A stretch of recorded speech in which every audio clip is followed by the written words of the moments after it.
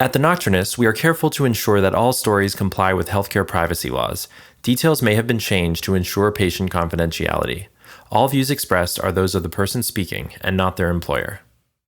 Support for the Nocturnists comes from the California Medical Association and the Patrick J. McGovern Foundation.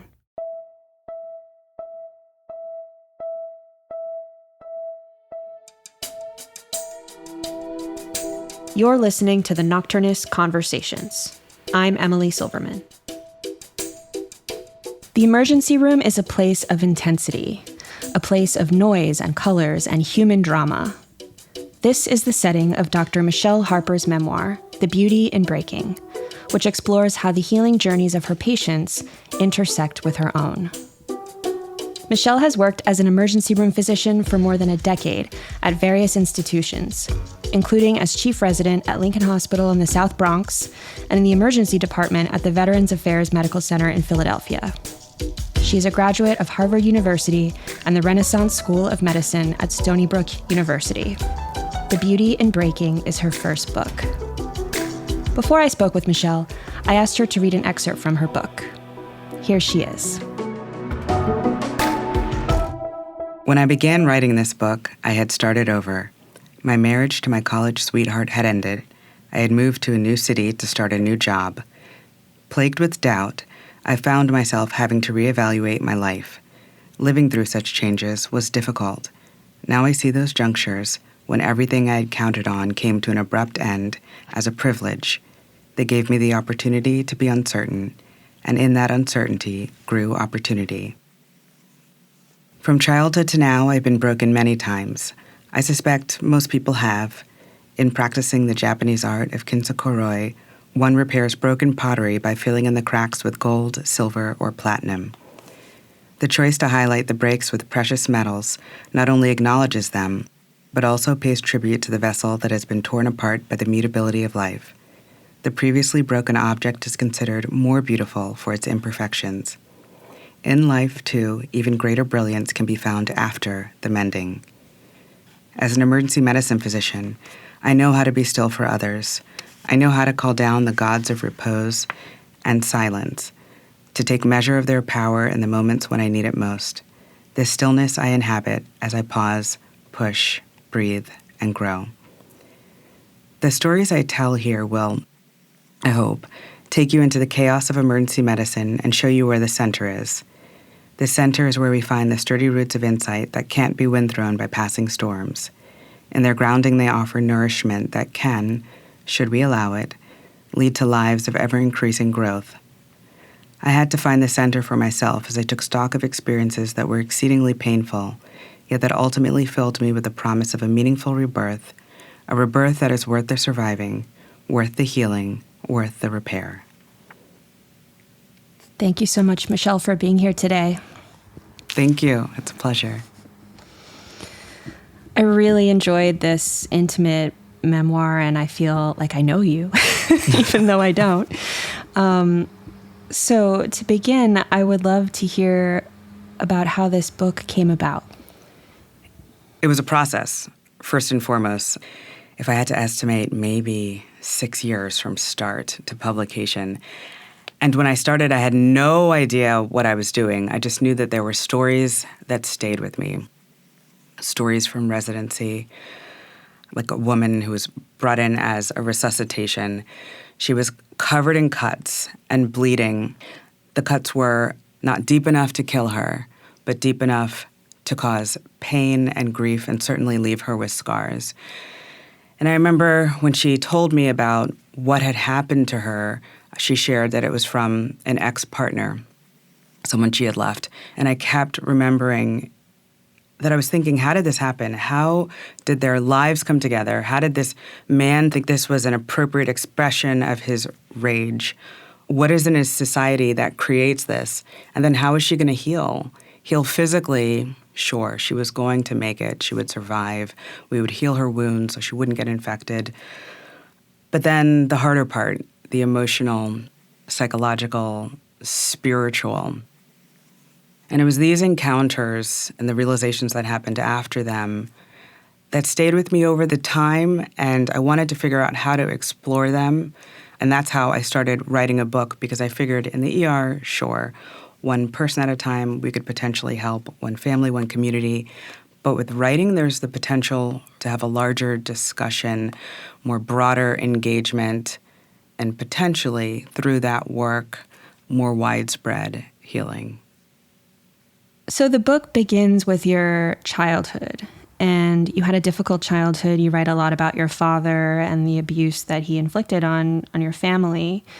And I was really struck by this experience that you describe having in childhood, this extraordinary experience where you go into the fish room, which is the room with the fish tank, and you're just kind of playing in the room, and then you feel this presence, and then you hear a voice or you receive a message. And I just loved that, because you don't hear physicians talk like that very often. And so I was wondering if you could bring us into that moment a bit and share how it has permeated your life ever since. The experience you're referring to, I was around 7 years old, and the house was quiet. And I just remember that sense of peace I had in the moment, because there was very little peace in my home when I was growing up. My father was a batterer, so there was always chaos. And if there wasn't actual violence, there was just the knowledge that at any point in time there could be. But on this particular day, no one was home except me and my mother, who was upstairs. And so I was in the fish room. My sister and I had named it the fish room because that's where the fish tank was. And I was playing with my little ponies, and I was calm. And in that moment, I felt a presence there. I didn't see anyone. And I heard a message that we will survive, that my family, and I considered my family, my sister, my brother, my mother, and myself, that we would all survive. And then the other part of the message was that I had to, because I would go on to help many people. And when I tell that story, it still makes me very emotional, because the only thing I wanted to know as a child was that we would survive. And I remember running upstairs to my mother and letting her know that we were going to get through it. I didn't know how. I mean, I was 7 years old.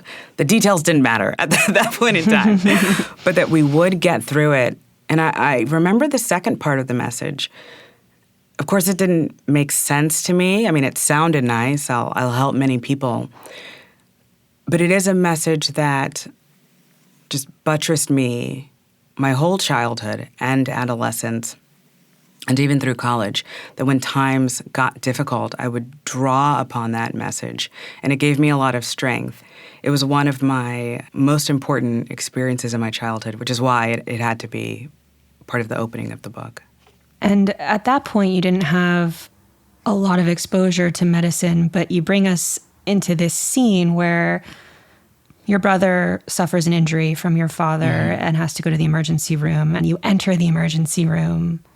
Tell us a little bit about that moment. Did you know right away that you wanted to be an emergency room doctor, or what was that like? I didn't know. I mean, so I entered, and I was a young teenager, just having received my learner's permit, so then I could volunteer to be the one to drive my brother to the ER. And I waited for him in the waiting room, and I remember seeing all manner of life converge there, like whether it was a little girl being brought in by her father, crying with a cut on her leg, or a homeless man sitting there, sleeping, presumably having a respite from the elements. And then seeing that same little girl skip out smiling, seeing family members who had just lost a member of their family, who, again, I don't know, but seemed, based upon their reaction, had just been well. And now they would have to figure out a path forward without him. And I remember feeling that, seeing all these people, all wanting something better for themselves, all knowing that there was something that they were going to have to survive, and that it was possible for them to do so. And it was a glimpse for me of hope. And I wanted to be part of this, where I could be a source of assistance for people who were looking for their own path forward. That's when a seed was planted to go into ER.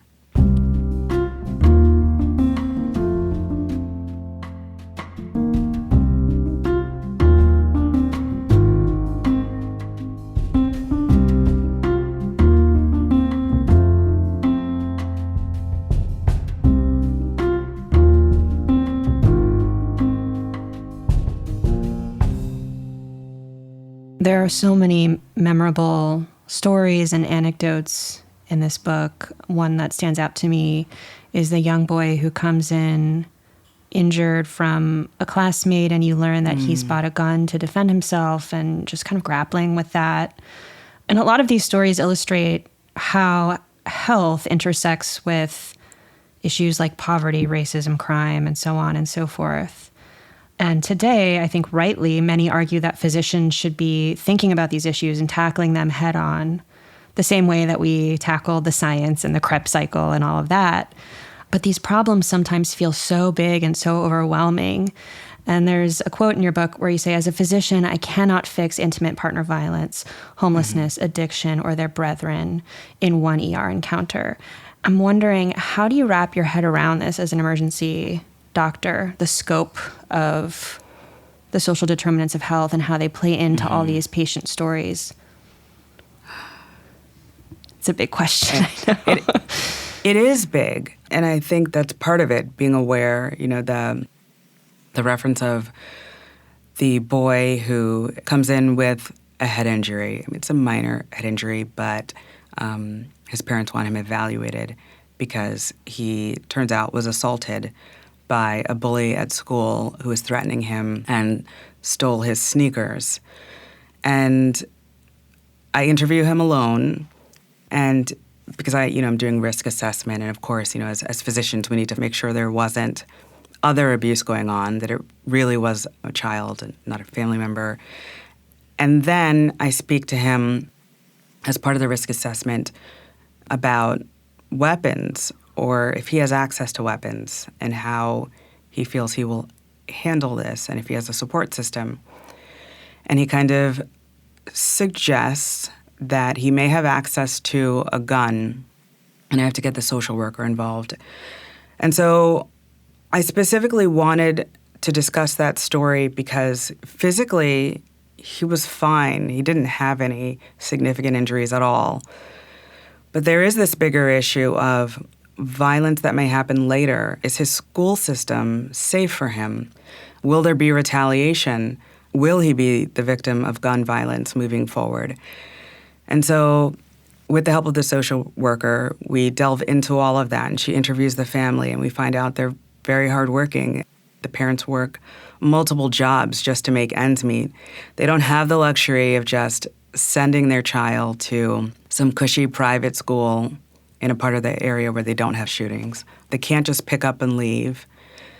And she says, Doc, if you have a solution to all of this, just let me know, keep me posted.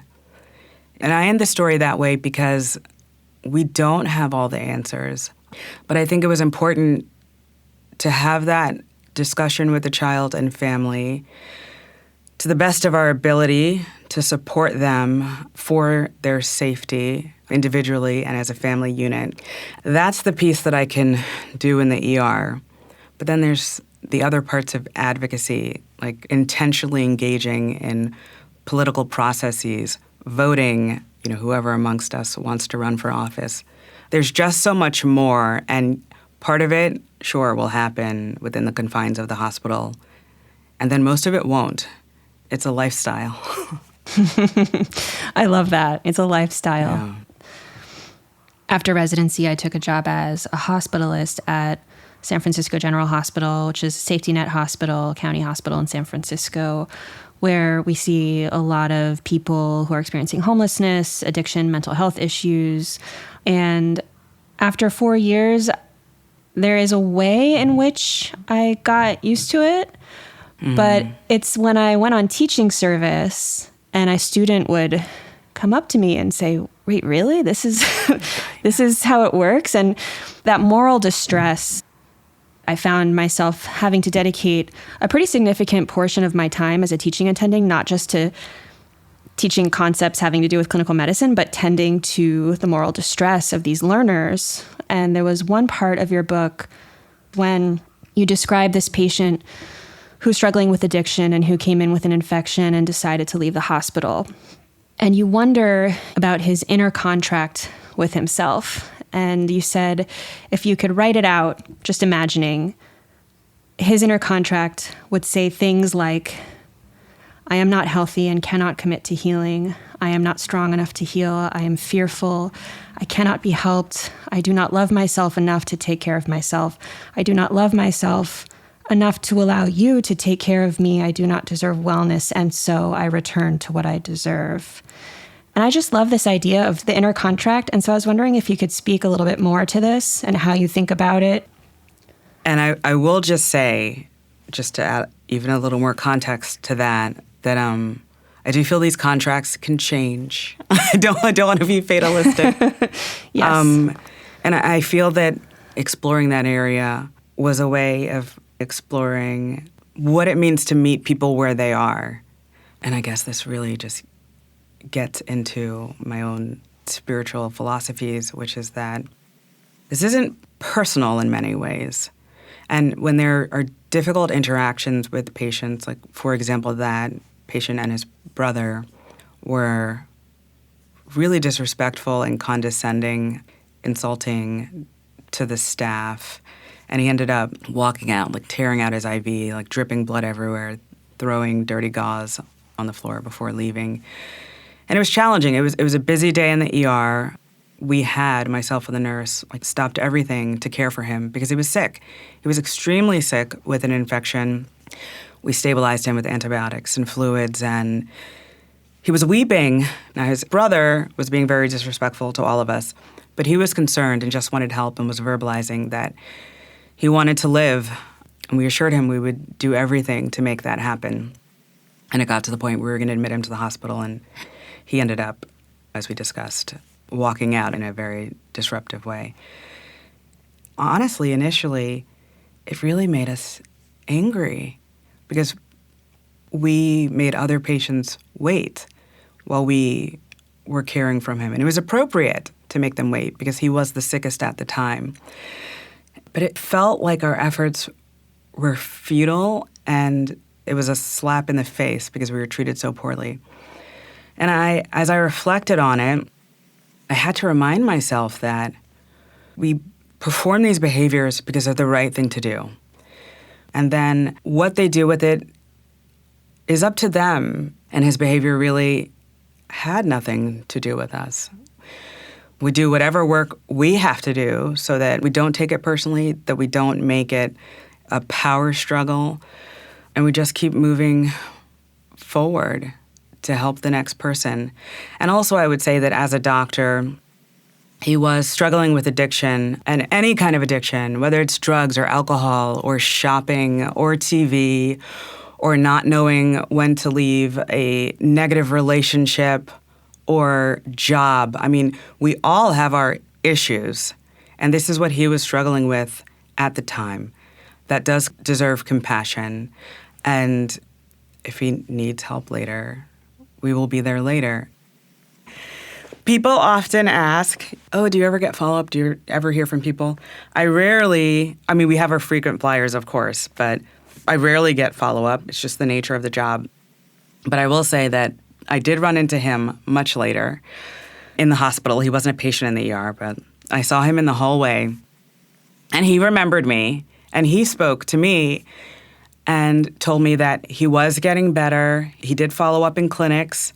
The infection in his leg was better, and he was doing fine, and he apologized for his behavior. He didn't have to. I never expected to see him again, but it just goes to show that you never know, right?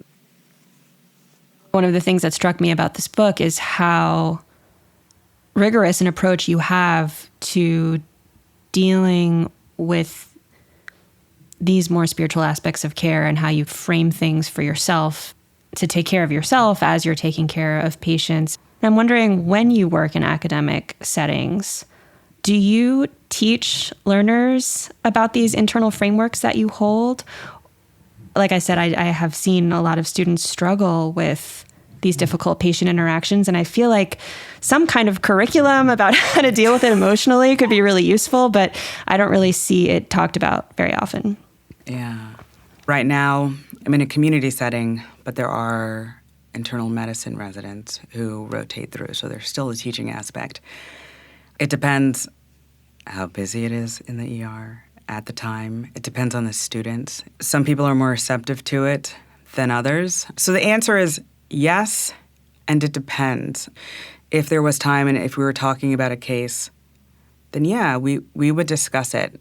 For example, if I was asking, okay, what's your treatment plan for a patient, and a resident would say some designer drug that they were going to prescribe for a patient to take when they got home, or maybe they needed a complicated regimen of medications. And then we would have the discussion, okay, what is this person's lifestyle like? Are they going to be able to afford that medication? Are they going to be able to adhere to that complicated regimen? Do they have a doctor with whom to follow? Are they in an environment where they're safe, or do they have to also factor in that they have a partner who's unstable, but they're not ready to leave, and they're trying to figure out childcare? So it's not uncommon for me to have those conversations.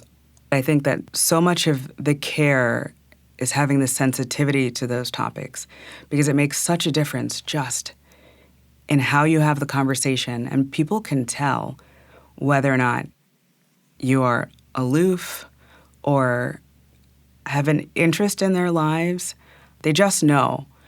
And that alone can be pivotal. That can make the difference between the interaction going in a positive way or the person leaving the ER and never coming back and not wanting to see any healthcare provider again. I feel like this is part of what we do or can do, no matter where we are. Because even if there are no residents around, these are conversations that I may have with a mid-level provider, or the nurse taking care of a patient, or, a tech overhears the conversation. And now with the writing, I'm collecting mentees all over the country, because I'll hear from medical students and residents who are in distress. Like tomorrow, I have a phone call appointment set with a second-year medical student who's having a dilemma because from what she's seeing, she doesn't know how to do this Western medicine in a way that is respectful, I don't want to say just of the patient, but of wellness in general. She's not seeing it taught to her. It's almost being beaten out of her through medical education. So I say all of this to say that those mentoring moments or sharing moments where we consider humanity and how to deliver care in a humane way, I think can happen in all settings.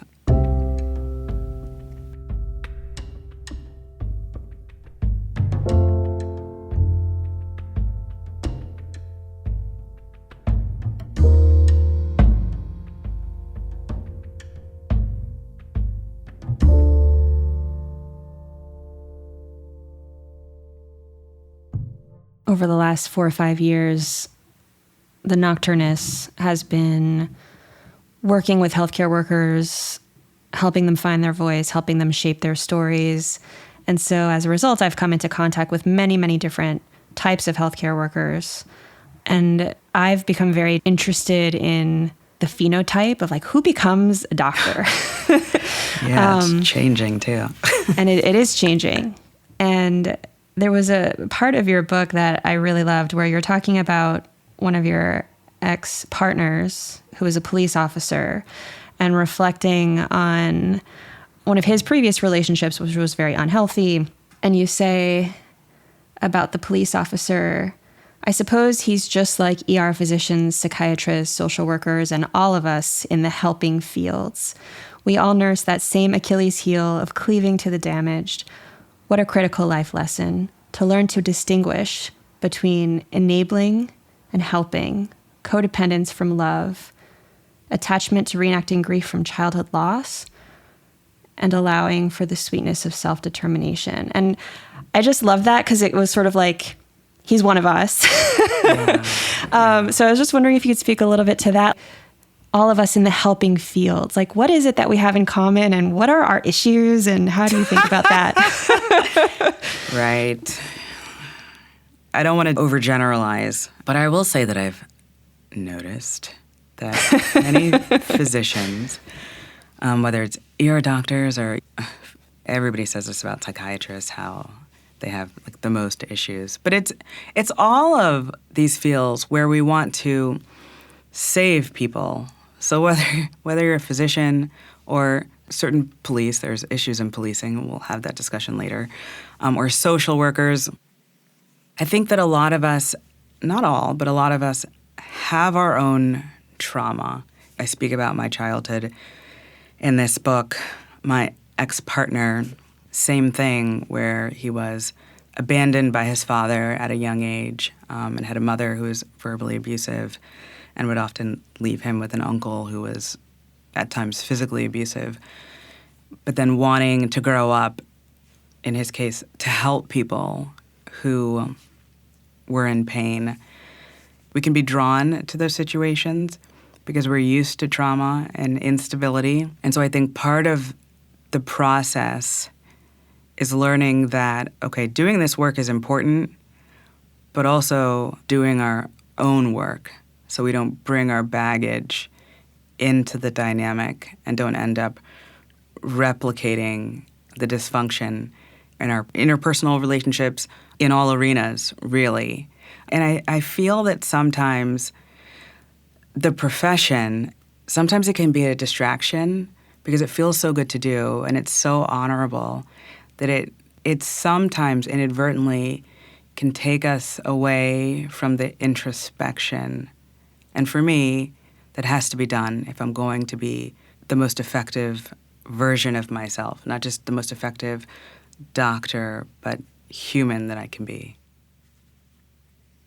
In the book, you talk about your natural affinity for leadership and your forays into the world of hospital administration.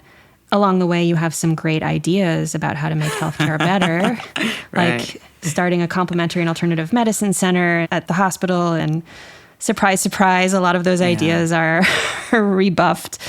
And I know a lot of people who are interested in the medical humanities and bringing other aspects like the arts, for example, or spirituality into medicine really struggle to be taken seriously by people in positions of power. And so I was wondering if you could talk a little bit about your changing relationship to leadership, administration, academic medicine. Like, how do you think about that? Yeah, first I start with a sigh because that encapsulates how I feel about it. So it's important. We need good leaders in medicine, in terms of medical directors and residency program directors. We need all of that.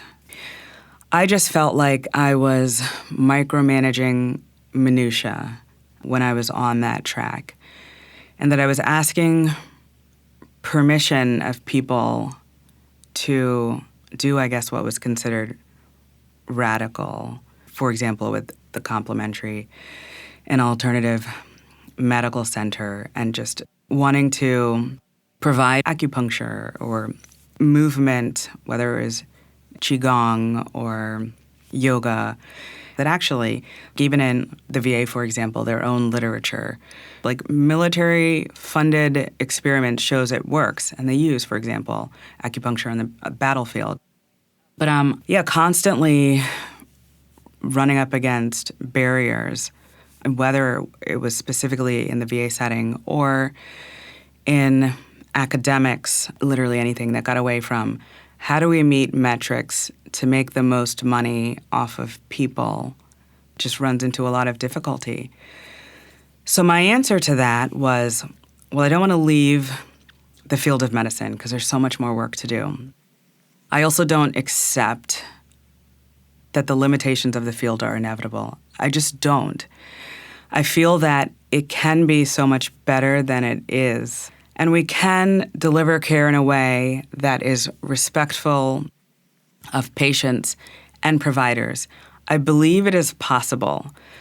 I also believe that the only way for me to serve that mission is to do work outside of medicine, because there aren't enough of us in the field right now who have the energy and morale to pursue that. And so I think it's going to be a process of being creative and partnering with people outside of medicine to make it happen.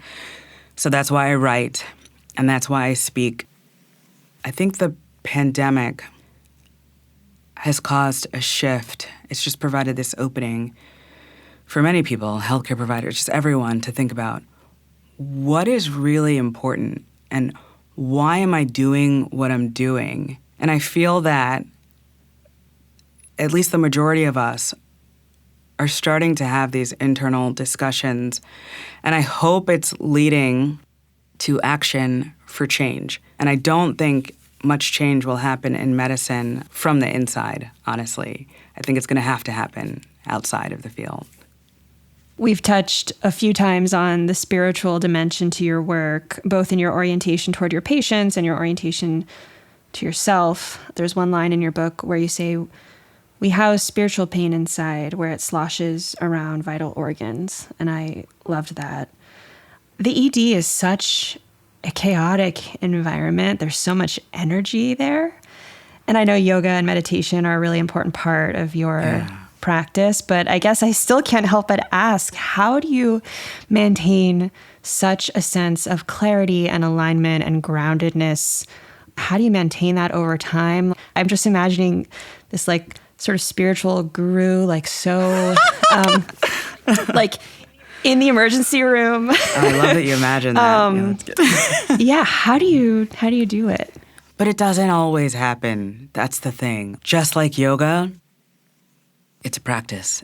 And that's why I've been doing it for so many years. And it's not just that I can do yoga for 6 months and then I'm good. I am set for life. I have to keep coming back to that space. So in the ER where I was yesterday, these days run together, and it was just chaos. I mean, just a shit show. And we were understaffed because of healthcare in America, again, based on profits. And we were running around, and it was amazingly unpleasant, and it was hard to stay centered. It was hard to not bring that resentment around the working conditions into the room and to still somehow almost graciously meet the needs of the patients who were upset that they were waiting so long, who were upset that when we finally got there, we had maybe a good 5 minutes to summarize everything, get the information, tell them we're going to have a plan, and then, 4 hours later, deliver the results and make the final decisions. But all day yesterday and every week and every month, I just have to remind myself to come back to the moment and just do the best I can, and that the frustration of the patients is absolutely understandable. The frustration of my colleagues and myself are absolutely understandable, and I just have to try to not react to that and be present for myself, my colleagues, and the patients, again, to the best of my ability, while remembering that it's not sustainable, it's not okay. I am at times accused of being an optimist, and there's some merit to those accusations. But I believe it doesn't have to stay this way. That's why I can keep getting up in the morning. That's why I can at times have these terrible shifts and keep going, because I'm hoping to bring some light to the environment while it is the way it is, but then ultimately, yes, to change it so it's better. I think that's a great place to end. For the listeners, I have been speaking with Dr. Michele Harper about her memoir, The Beauty in Breaking. It's an extraordinary read, and you are an extraordinary person, an extraordinary doctor, and thank you so much for coming onto the show to chat with me today. Thank you. It was nice hanging out with you and all the listeners.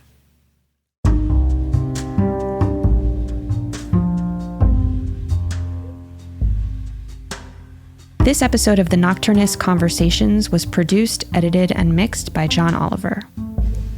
Our executive producer is Allie Block, our chief operating officer is Rebecca Groves, and our communications and social media intern is Yuki Schwab. Our original theme music was composed by Yosef Monroe. Additional music comes from Blue Dot Sessions. The Nocturnist is made possible by the California Medical Association, a physician-led organization that works tirelessly to make sure that the doctor-patient relationship remains at the center of medicine. To learn more about the CMA, visit cmadocs.org. The Nocturnist is also supported by the Patrick J. McGovern Foundation and by donations from listeners like you. Thank you so much for supporting our work in storytelling. If you enjoyed the show, please help others find us by giving us a rating and a review on Apple Podcasts. To contribute your voice to one of our upcoming projects or to make a donation, visit our website at thenocturnist.com. I'm your host, Emily Silverman. See you next week.